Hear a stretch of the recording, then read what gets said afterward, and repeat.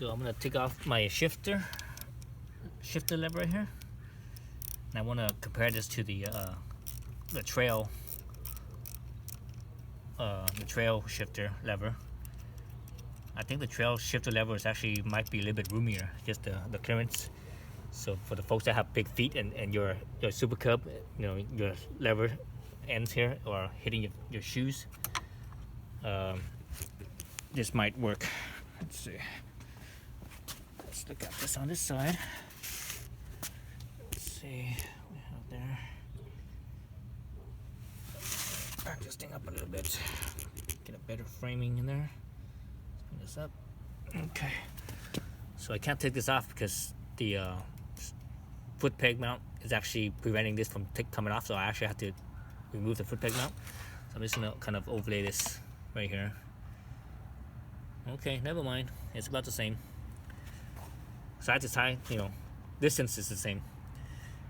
Yeah, distance is the same. I'm looking straight down from the. Actually, I also feel with my hands, and distance looks to be the same.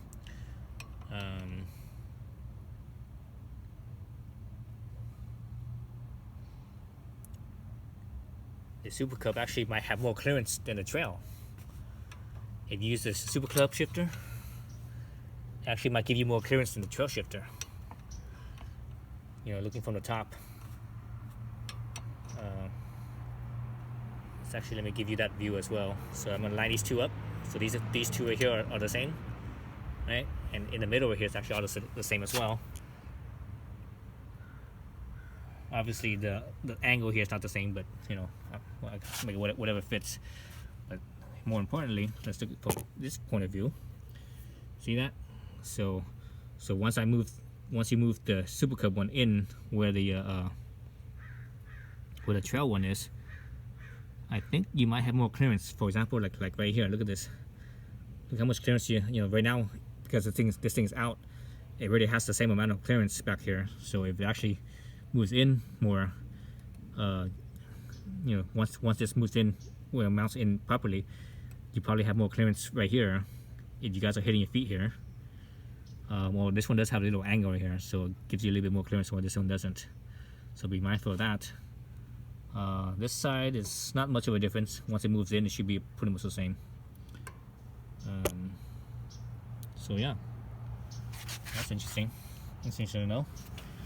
So the thing with the Super Cub one is that you actually take this pad off right here. You can actually unbolt it. This one is not. This one is welded in. So you know, I'm not sure you guys can see it, but you guys can see a like a Phillips head, like a number 3 Phillips head right here.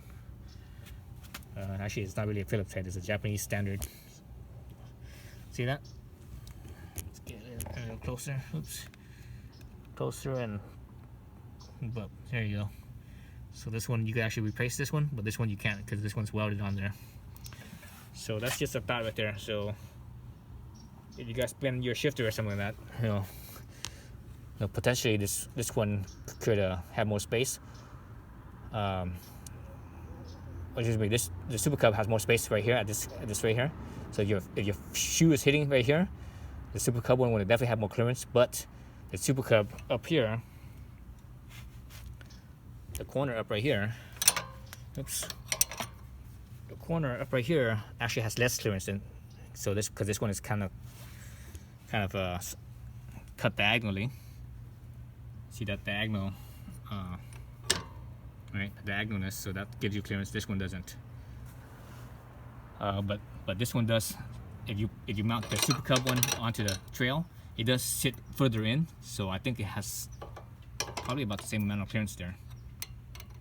So, but I'm thinking this Super Cub one's probably more expensive because this is this is a separate piece, and this is all one piece welded. So this is a separate cast. You know, it looks like it's cast aluminum from just from eyeballing it. So it's probably more expensive than the trail shifters. Anyways, just a thought.